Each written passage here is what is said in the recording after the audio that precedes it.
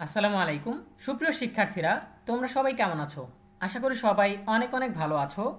এনসিটিবির বই ছাপানো নিয়ে অসাধারণ একটি প্রতিবেদন শেয়ার করেছে দৈনিক শিক্ষা .com। এনসিটিবির বই ছাপানো ও কিছু কথা। জনগণের আকাঙ্ক্ষা ও বাস্তবতার নিরিখে অন্তর্বর্তীকালীন সরকার ইতোমধ্যেই ঘোষণা করেছে অভিজ্ঞতা ভিত্তিক নতুন শিক্ষাক্রম থাকছে না।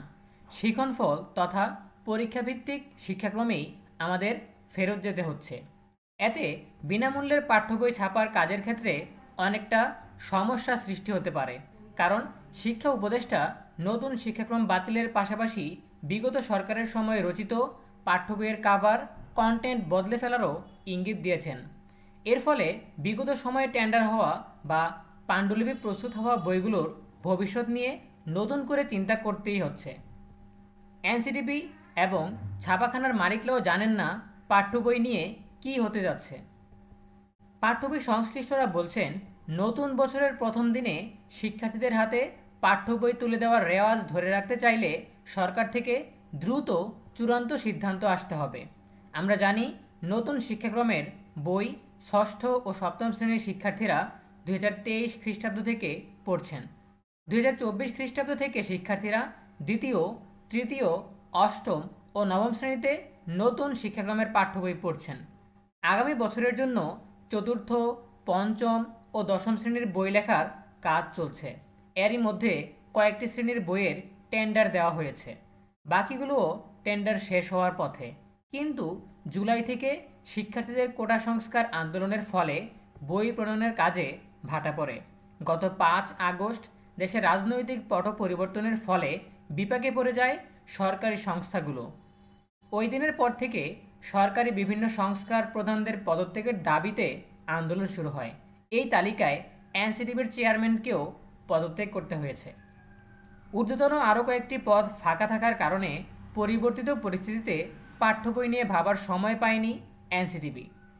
শিক্ষা উপদেষ্টা ইতিমধ্যেই বলেছেন যে নতুন শিক্ষাক্রমে অনেক দুর্বলতা রয়েছে এবং মাধ্যমিক পর্যায়ে এটি অনেক দুর্বল। অনেক ধন্যবাদ মাননীয় উপদেষ্টাকে। বিষয়টি আমরা পূর্ববর্তী কর্তৃপক্ষকে কোনোভাবেই যেন বোঝাতে পারছিলাম না। হাতে সময় খুব কম, যতটুকু পারা যায় পরিবর্তন করা হবে। জানুয়ারিতে শিক্ষার্থীদের মধ্যে বই বিতরণ করতে হবে, অথচ এখন আগস্টের শেষ। এই অল্প সময়ের মধ্যে বই তৈরি করতে হবে, কী ধরনের মূল্যায়ন হবে সেটাও ঠিক করতে হবে। বইয়ের মলাট সহ ভিতরের অনেক লেখা পরিবর্তন করতে হবে।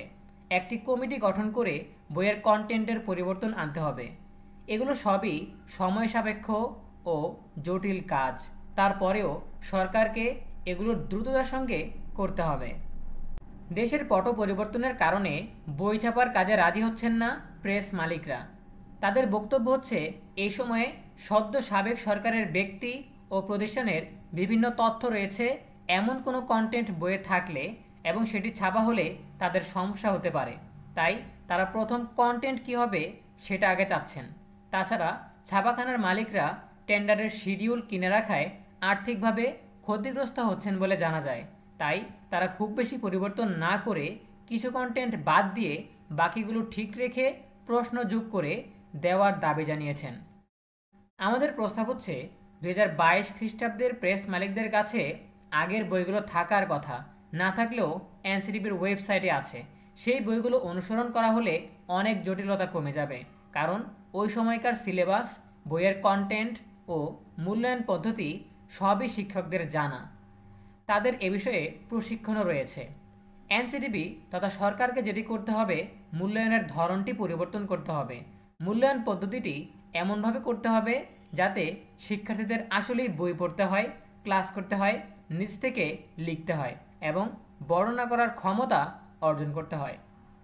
প্রতিটি বিষয়ের বইয়ের সঙ্গে প্রশ্নের স্যাম্পল কমপক্ষে 2 ধরনের দিতে হবে, যাতে বিদ্যালয়গুলো সেগুলো সরাসরি অনুসরণ করে মূল্যায়ন কাজ করতে পারে। প্রশ্ন যদি এনসিটিভি থেকে কবে ধরন আসবে, আস্তে আস্তে বছর কেটে গেল, যেটি হয়েছিল নতুন শিক্ষাক্রমের নামে, সেটি যাতে না হয়। এবার যারা নবম শ্রেণীতে পড়েন এবং তাদের দশম শ্রেণীর বই যদি ইতিমধ্যেই তৈরি করা হয়ে থাকে, সেই ক্ষেত্রে একদল বিশেষজ্ঞ কমিটি দ্বারা সেগুলো চেক করাতে হবে, যাতে নবম শ্রেণীর বইয়ের সঙ্গে অনেকটা মিল থাকে। শুধুমাত্র মূল্যায়ন প্রক্রিয়াটি যাতে নতুন কারিকুলামে উল্লেখিত অবাস্তব ও এলোমেলো না হয়, সেটি করলেই দশম শ্রেণীর অর্থাৎ এসএসসি পর্যন্ত সমাধান হয়ে যাবে। এখন আরেকটি বিষয় উল্লেখ না করলেই নয়, আমরা দেখি প্রতি বছর 36 থেকে 37 কোটি বই ছাপা হয়। এনসিটিবির সব কর্মকর্তা ও কর্মচারী বিষয়টি নিয়ে ব্যস্ত এবং মহাব্যস্ত থাকেন। এনসিটিভিতে গিয়ে দেখা যায় কর্মকর্তারা নেই, তাদের চেয়ার ফাঁকা। কারণ কি? তারা সবাই কোথায় বই ছাপা হচ্ছে, কোথায় প্যাকিং হচ্ছে, কিভাবে ট্রাক ভাড়া করা হচ্ছে, কোথায় কোথায় বই পাঠানো হচ্ছে ইত্যাদি নিয়ে মহাব্যস্ত। কারণ 36 কোটি বই ঠিক করা, কাগজ ক্রয় করা, ছাপানো এবং মাঠ পর্যায়ে পৌঁছে দেওয়া চারটিখানি কথা নয়। আমার প্রশ্ন হচ্ছে, বই ছাপানো, কাগজ ক্রয় করা, প্রেস ভিজিট করা কি এনসিটিভির মূল কাজ? তাদের মূল কাজ হচ্ছে জাতির জন্য একটি সময় উপযোগী এবং বাস্তবমুখী কারিকুলাম উপহার দেওয়া। সেই কারিকুলাম অনুযায়ী সঠিকভাবে গ্রামেগঞ্জে শিক্ষাদান হচ্ছে কিনা সেটি পেশাগতভাবে মনিটরিং করা। স্কুলে ঘুরে ঘুরে চা বিস্কুট খেয়ে হাটবাজার করে ফেরা নয়, সেটি গভীরভাবে দেখা, শিক্ষার্থীরা ডাইজেস্ট করতে পারছে কিনা, শিক্ষকেরা ঠিকমতো ডেলিভার করতে পারছে কিনা, সমস্যাটা কোথায়, সেগুলো সমাধানের বাস্তবমুখী পদক্ষেপ কি কি হতে পারে ইত্যাদি নিয়ে ব্যস্ত থাকার কথা। এনসিটিভিতে উন্নত মানের এবং পেশাগত একটি গবেষণা সেল থাকতে হবে। প্রতিটি বিষয় নিয়ে নিরন্তর গবেষণা পরিচালনা করতে হবে।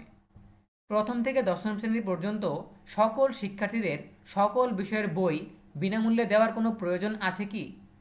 এনসিটিভির যে লোকবল বা কাঠামো, তাতে আমরা এই কাজ সঠিকভাবে করতে পারি কি? আমাদের প্রাথমিক শিক্ষা যেহেতু অবৈতনিক ও বাধ্যতামূলক, তাই বিনামূল্যের বই শুধুমাত্র প্রাথমিকের শিক্ষার্থীদের সরবরাহ করতে পারি এবং সেটি করবে প্রাথমিক শিক্ষা অধিদপ্তর। মাধ্যমিকের বই বিনামূল্যে দেওয়ার প্রয়োজন নেই। যেভাবে উচ্চ মাধ্যমিকে খোলা বাজারে শিক্ষার্থীরা বই কেনে, সেভাবে করা উচিত। বিনামূল্যে বই দিলে যে সমস্যাগুলো হয় সেগুলো হলো: ক, এনসিটিভির উপর পুরো চাপ পড়ে, ফলে প্রতি বছরই বই এলোমেলো হয়। যেমন বাংলা বইয়ের সঙ্গে ইসলামিয়াত, ইংরেজির সঙ্গে গণিত বইয়ের কিয়দংশ চলে আসে। খ, বইয়ে প্রচুর মুদ্রণজনিত ও তথ্যগত ভুল থাকে। ভুল দেখার কোনো সময় কেউ পান না, কারণ টার্গেট হচ্ছে জানুয়ারির প্রথম দিন কিংবা প্রথম সপ্তাহে বই শিক্ষার্থীদের হাতে পৌঁছানো, অথচ কোনো বছরই বই মার্চ মাসের আগে শিক্ষার্থীদের হাতে সব এলাকায় পৌঁছে না। কোনোভাবেই বইয়ের মান নিয়ন্ত্রণ করা সম্ভব হয় না। এখানে ভুলক্রমে গ বাদ পড়েছে।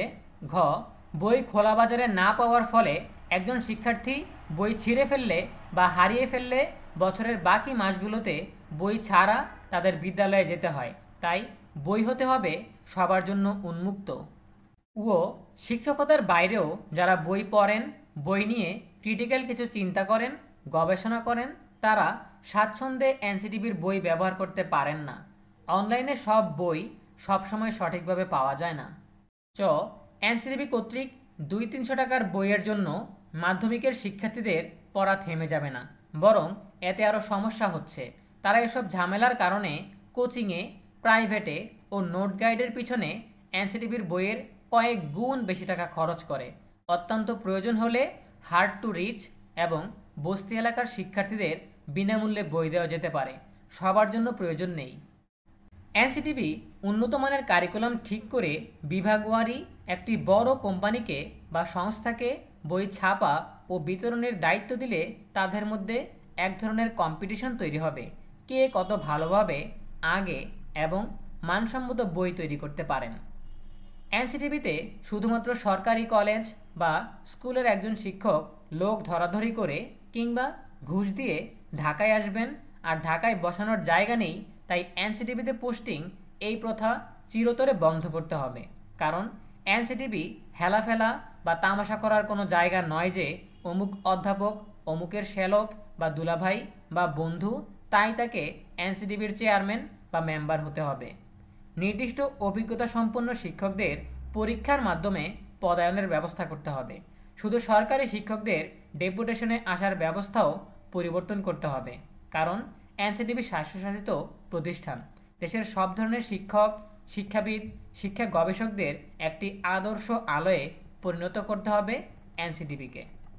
প্রিয় শিক্ষার্থীরা, এই ছিল আমাদের এখনকার আয়োজন।